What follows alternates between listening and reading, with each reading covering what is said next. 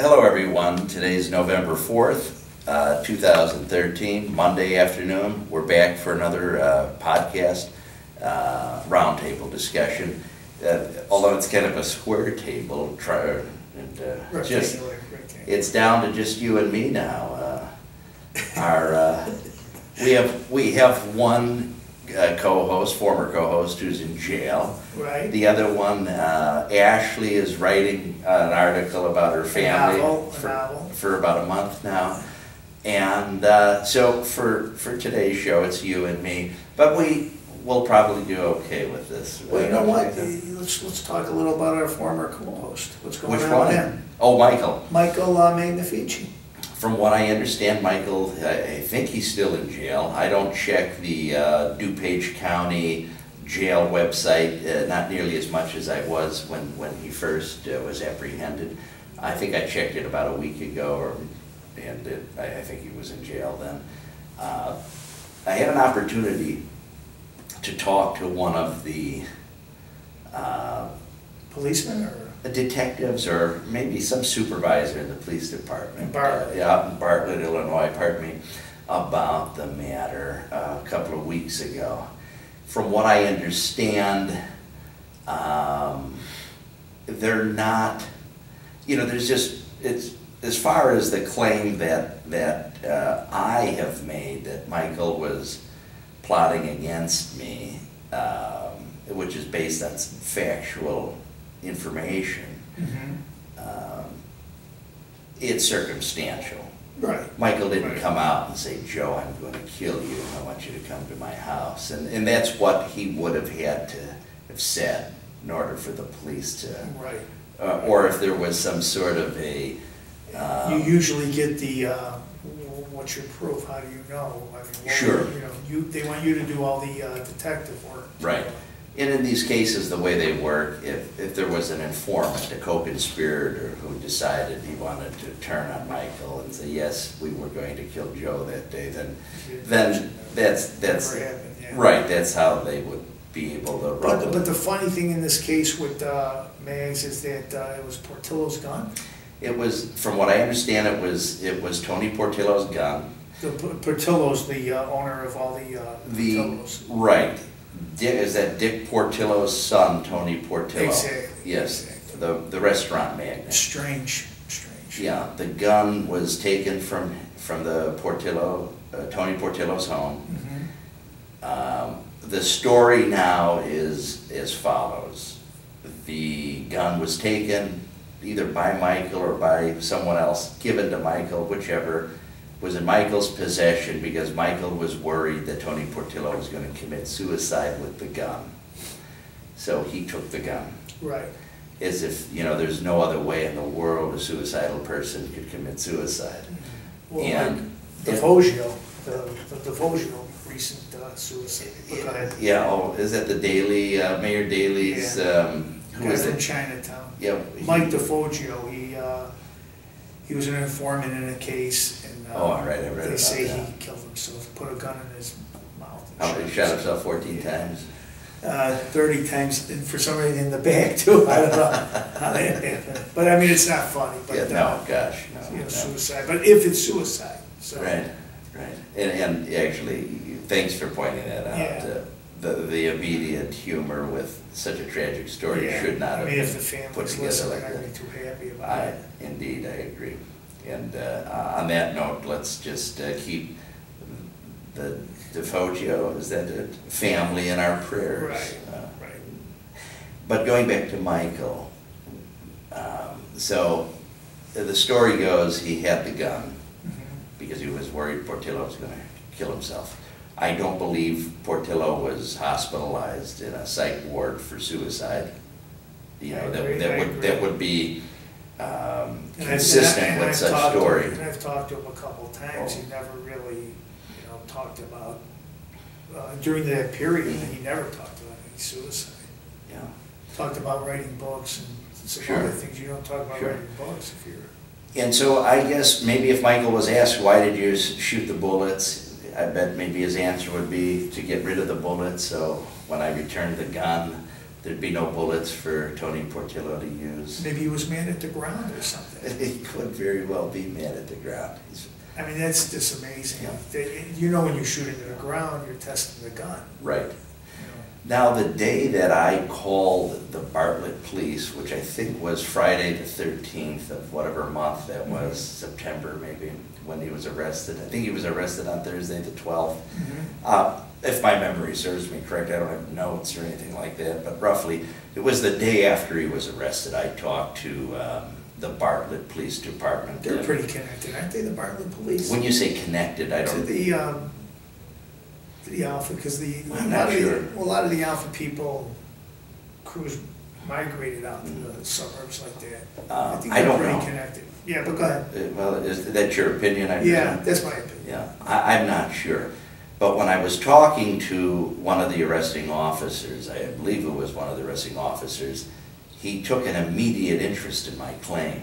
It almost, to me, it seemed like he felt like, you know, he's getting somewhere on this case. Right. And because of who Michael is, the officer in Bartlett, or detective that is, told me that he is going to reach out to the FBI and find out who he should talk to in the FBI office that would be the best agent for this incident involving Michael.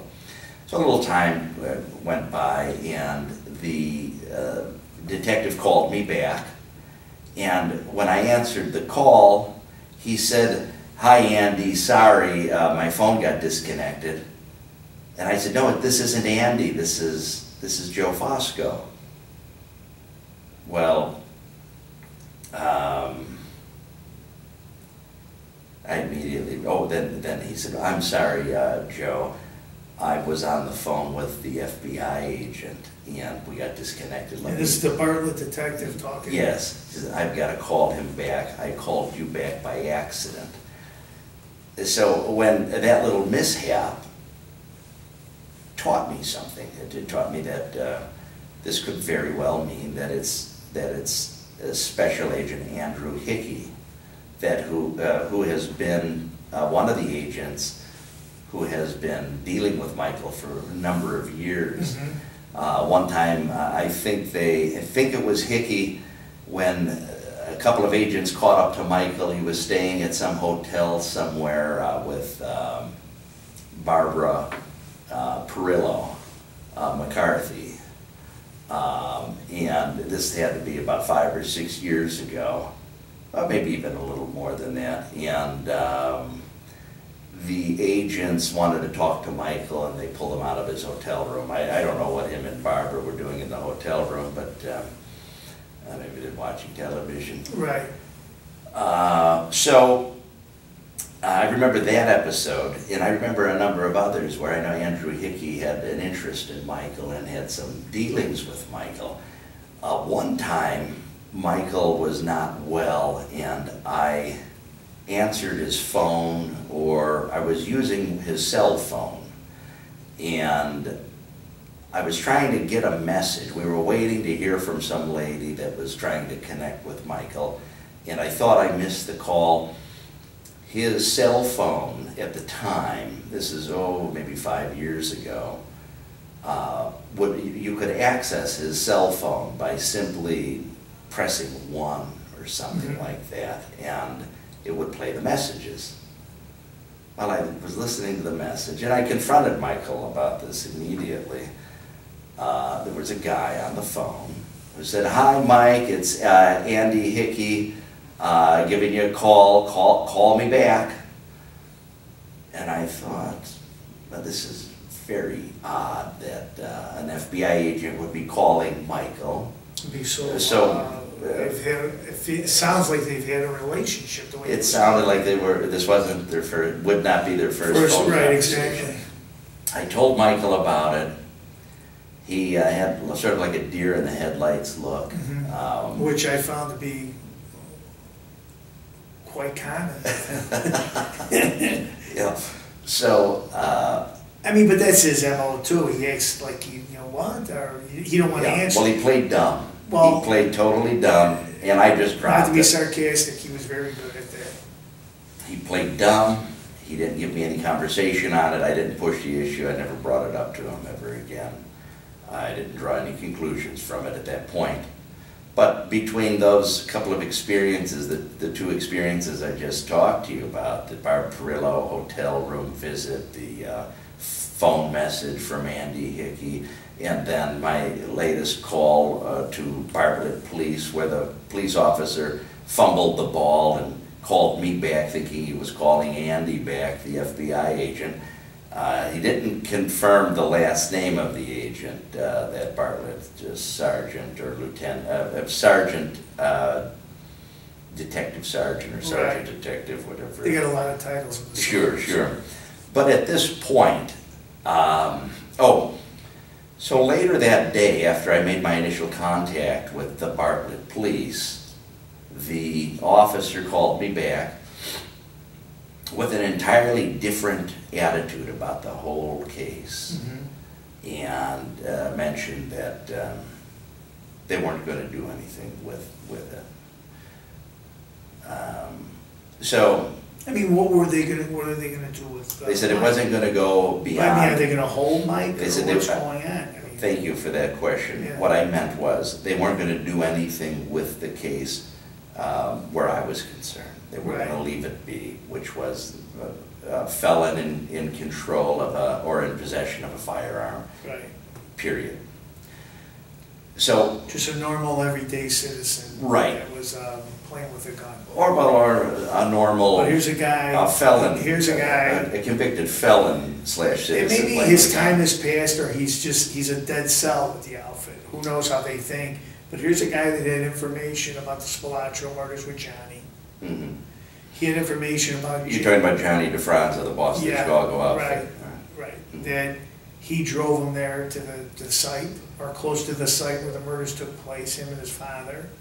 Yeah, it was something to that effect. I don't know if that was exactly it, but there was something He where he saw drove the trail car. Yeah, Michael saw Johnny. The work car, they call it, right.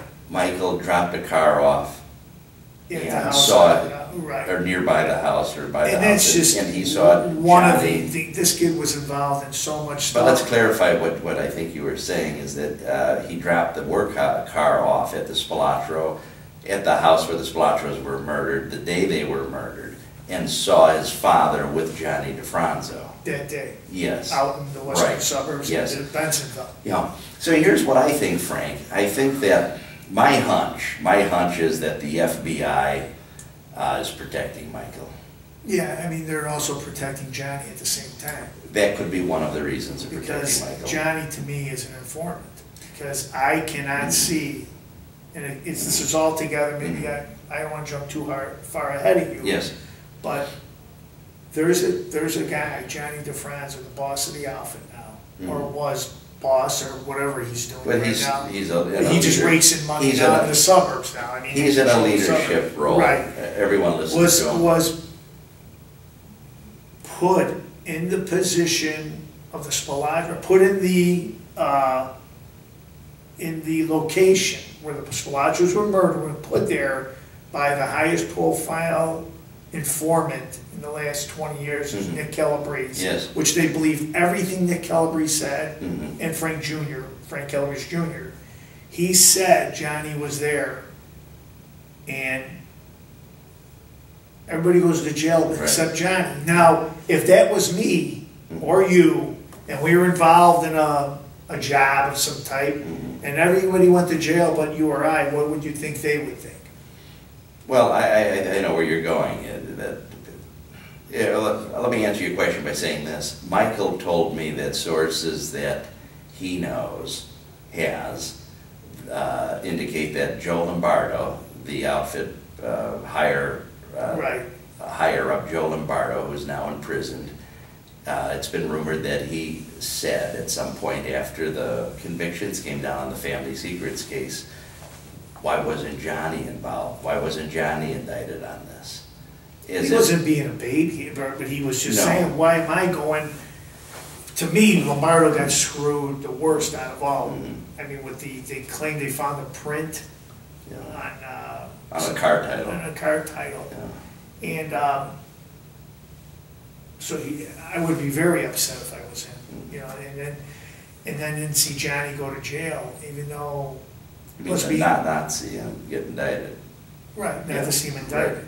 And we, listen, and maybe the viewership thinks we're talking about old stuff, but this stuff is all connected. Well, there's appeals pending on this. It's not even that. These people still control areas, still control. The suburbs are controlled by the outfit, the businesses, the garbage pickup, the construction is still controlled by the outfit.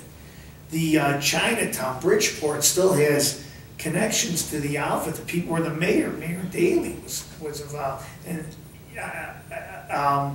Rahm Emanuel still takes orders from a faction in the Chinatown crew because they still are all working. Just recently, there was a couple employees that were, connected, to the outfit that, the mayor. They all say they don't know, or they claim they don't know. So, to talk about something we think, like even Michael Caglifici, he's old news. Magnifici. I'm sorry, Magnifici. This stuff is what's happening right now, the connections, the outfit influence in Chicago and in Cook County, maybe even Illinois. Well, I do believe that there's influence there, that I believe there are certain judges, certain courts are elected officials beyond that do listen to either certain outfit people or members, or they just believe that they have to do certain things a certain way. To endear themselves to these people. Yes. Or they're getting paid. Combination of both. Look at recently the red light cameras in Chicago. And this is just a little sideline, little story in the Sun-Times or the Trib. The red light cameras were investigated and found that the person in charge of the city cameras that doled out the contract, this guy Bills, is connected to the Chinatown crew. And he got indicted, and they had to pull the contract because he took a kickback from the red light camera people. This guy's a straight out China. His fathers were all connected to Angelo Petrie. But the point I'm making is, it's there. It's still there in Chicago. It's still there in Cook County and Illinois. Right. Well, in the family secrets case, I think in some cases it's still pending in different appeals through the is it really? I think it is. I'm not sure, but Marcello's definitely going to be a probably. And I don't know if Lombardo has anything, they even save him. Right. But that's why when something like this happens to Magnifici, we don't take it lightly. Well, now going back to Magnifici, and I'm glad you mentioned his name again. Right. I think that, just to clarify why I think the FBI is protecting him, I think he's probably, I believe he's likely giving some information to the FBI. Think about it, the information, look at what he's given to us. Right. For not much. It's amazing. We can only imagine what he would give the FBI. Right. And he was scared to talk with us, even on camera. But off camera, his big thing was, if we could find out a way to put his information out there without protect him, clearly linking him to the information, we had his blessings on it. Right. So it was impossible. So, and if the FBI gives him a guarantee, why would he not talk to them if they could help him out in certain ways? Right. Michael, I'd be very surprised if he was not an informant. And I think one of the signs that we will be able to see pertains to this current criminal case that he's involved in. The U.S. Attorney's Office has every reason to come in and take that case over, make it a federal case, just like they did with outfit flunky Mario Renoni. They built it in the. They took it. This guy was in possession of a gun that was in his apartment, and they turned it into a federal case on him. And you're not even being sarcastic when you say yes. federal case. They made a federal case out of possession.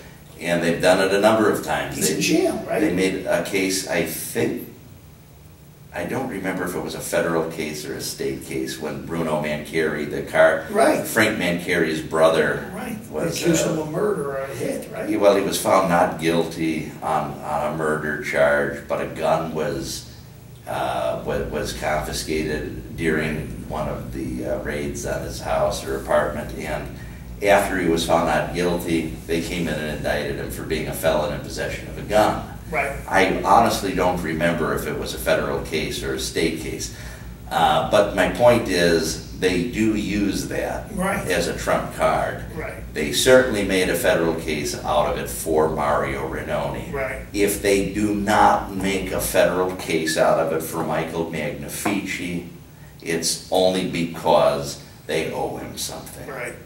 So I guess the jury, so to speak, is out on that one. We'll just sit back and wait and see what happens. You don't hear nothing about it. I mean, it's just, it's been kept quiet. Not that the Bartlett police are going to jump up and down that they, have somebody like this, but you don't read anything about it. Well, here, the Bartlett police, I gave them, I offered them names of witnesses. Do you remember? The Bartlett police never contacted any one of them. Now, that rules out, my credibility is irrelevant at that point. Right. Some could say, well, maybe, Joe, they don't believe you. Well, go talk to my witnesses and form your opinion at that point. They didn't even go that far. Who did they think was going to kill Nick Calabrese? The informant. Nick Calabrese, the man who caused it, actually with Family Secrets, they thought Mike Magnifici was one of the guys that was going to kill him. Oh, right, yes. One of the operatives. They were operatives. One of the hitmen out there. Maybe they just generate fluff for headlines. I guess. Maybe at that time that's what they needed to make it look like he's somewhat important or whatever. Right. Throw the heat this off one, of him. there's nothing going on they need him for. Yeah. My opinion, it's a reason they don't want him talking about Johnny. So that could very well be a part I actually of it. believe they're protecting him. That you have to protect one in order to protect the other. Exactly right. Yeah. Exactly. So what's going on? You wrote an interesting article about Judge Catherine Habercorn in Cook County recently. Right. She's my favorite. I call it reverse journalism because your piece didn't really say anything. You just addressed the public and asked for questions. Asked for answers. Right. We know she's a clout monkey. She's got huge clout. She's mentally disabled some way, but they keep making her a judge. Wait, excuse me. But she's got mental problems. Okay, wait, hold on a second. Let's be very careful with that one. How do you know she has mental problems? Well, a couple of people have come forward to talk to me. Have you seen documentation from a psychiatrist? No. Okay, so is it your opinion? Yeah, you're right. I haven't gotten medical. I might have it now because I heard she's off the bench now. Yeah, I did hear she hasn't been on What's the her bench reason? lately. Right, we know exactly what happened. Right. There's rumors going around. It's medical leave. Yeah, it could be anything. It could be an ingrown toenail that was infected. So I don't want. I want to make it specifically. Right. I want to make it extremely clear. You want to be careful what we say about her because you don't know. You do not know if she has mental problems. I do know she's not qualified to be a judge, just from what I've seen and heard from people that went before her. She's crude, she's rude, she's a drunk. I mean, well, there's one person that they're scared. They don't want to give their names because they got to go. I won't bring it up if it bothers you. You're saying you hear. I don't hear. There's people that have actually called me and talked to me, and they don't want to give their names because they're scared. How do you know what they're telling you is correct? Because I've talked to coppers and everything else that are in front of her. She's insane in her courtroom. She just acts erratic and I see, but plus I knew her old boyfriend Dominic Longo. They used to sleep with her. Dominic Longo used to tell me how he used to have sex with her right in the chambers and stuff. Before he got married. But you see that Frank, if he denies that he told you that, you're in a lot of trouble if he wants to file a lawsuit against you. He's told quite a few people, so. Well, I hope you have their names and addresses. Listen, you know me, I'm welcome, anybody can sue me. They're welcome to sue me. Not you, I don't want them to sue you, but. But you see, but the. See, I knew her when she was running. I've been involved in politics. I ring doorbells for all kind of, we call it ringing doorbells, but we're supporting people to get elected, and judges are total tools for the politicians. They tell you, this is who we want to get elected, this is who we're pushing. And she was one of those judges, and there's many. Sheila McGinnis was Mayor Daley's cousin. She got caught with a DUI running from the coppers. Yeah, I remember that. Yeah, and she's still on this. Yeah, was Judge Habercorn, did she ever get a DUI? Not that I'm aware of. So, is it pretty clear that it's based on your opinion that she's has an alcohol problem? I guess it's without anybody else coming forward. It's just from my research on her that she's erratic and she shouldn't be a judge. But is she an alcoholic? I don't have the paperwork in front of me to say, but she's a good drinker. How's that? Okay, but she's not an alcoholic that we know of. I don't know how you would. I want to make it perfectly clear that I do not believe that I have enough evidence to call the lady mentally ill or an alcoholic. And that's your opinion, but I could say what I want because I'll handle the heat that comes with it. Her daughter has a great big job in the with the chief of. When you say she's got a good job with the chief judge with Tim Evans and Patron judge. Well, no, not judge. He's not even a judge anymore, is he? Patron. I don't know who Judge Patron is. You don't know Judge Patron? No. Oh. There was an Alderman Patron back in the 60s, I think. Who was the guy that was a judge? Patron? Was there a Patron? No. No? Oh. Anyway, it seems like it's a real dumping ground over at the Tim Evans office, where he's the chief judge. Just recently in the paper, there was a political family from the south side that had 6 pensions coming in. And one of the jobs, the mother, I think, of one of the sons, one of the Ritas, it's in the Sun-Times, that she was with the chief judge.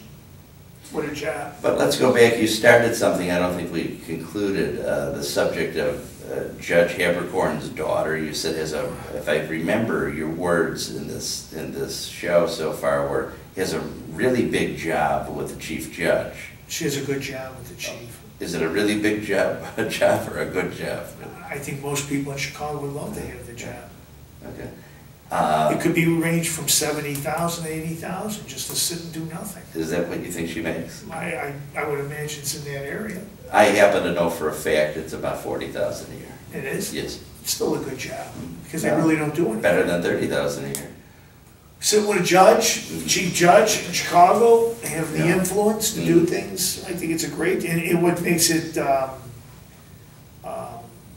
all in the family is that her mother's a judge, and her mother's a judge in Skokie. Tim Evans is sort of her boss.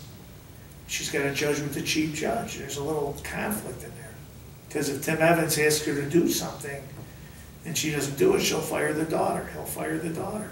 It's a secret society that goes on. Everybody connected.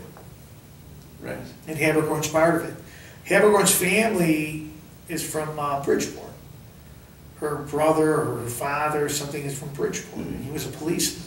Her father was a police officer? Her brother.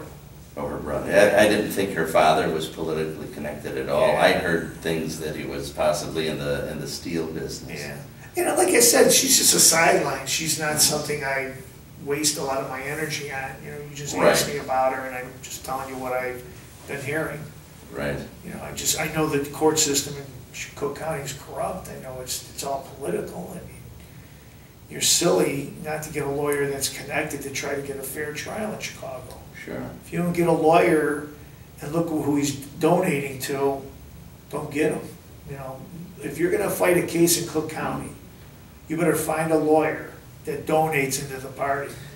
What's going on with your political aspirations? I know you were eyeballing a seat by Marty Moylan. Yeah, but there's too much going on now. There's too many people involved. Let me get this out. You were eyeballing a seat that is currently held by Marty Moylan as state representative. Correct. And then eyeballing another seat held by Cook County Commissioner Pete Silvestri. Correct.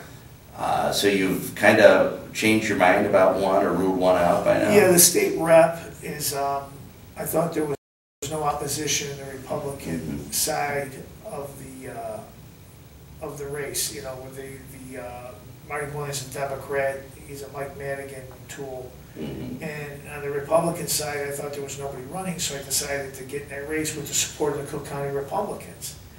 But a gentleman named Mel Thillins decided to run, who owns Thillins I met Security. him recently. He's a nice guy, and he's very active in Park Ridge, and he's very, how can I say, he's got more roots into the district than I do. And he's got money, which I don't have. So I didn't want to get involved in a fight in a primary in the Republican race. So I decided to step back. I'm still getting signatures because I don't know if Mel Thillins will get heat from the powers that be and talk to his father, who has a lucrative business. You know, if you have a big business in Illinois, you better be careful what you're doing. I would say so. So I'm still getting petitions, but I lost the motivation to really push forward because with respect to the state rep. But I am seriously looking at the county commissioner against Peter Silvestri. What's going on with Pete Silvestri these days? I hear he took some money from a guy that was recently indicted from the forest preserves. He took a donation. That's one of many. Well, Park, it's a rite of passage to shake down people. Oh, I see. Anyway, he was an inspector with Cook County's Tony Prickwinkle, Cook County Board President Tony Prickwinkle's Forest Reserve. He was caught by an undercover agent posing as a contractor, taking a kickback at $10,000 for a contract. So his name was Mojica, I think Mojica. And he's a good friend of Pete Silvestri's. He lives in Elmwood Park. He donated to Pete, and Pete washed his hands as soon as the press asked him about Mojica. He says, "I'm not aware of him or what he does," you know. But yet, Pete Silvestri is a county commissioner. Pete Silvestri is in touch with everything that goes on in that county, and Pete Silvestri is in touch with his people in Elmwood Park, especially the ones that donate to him. So, Mojica's got a problem, you know, the inspector. Well, he's under federal indictment. Well, he gave to an agent. Jeez. I don't know. I'm sorry, the agent gave to him. Yeah, the name, you may be mispronouncing it. Yeah, it might be. Yeah, but I know it's the only Cook County Forest Reserve. I think it was in both newspapers. Not that everybody reads the paper. It was on the news too. But it's just another, you know, nail in the coffin, I think, with Silvestri, because he's got so much dirt going on in that town. Right. And, you know, it's a matter of time that it's going to reach him. Of course. Well, ladies and gentlemen, I think we'll wrap up our show for today. We'll be back sometime next week. Joe Fosco and Frank Ocanati signing off. Peace.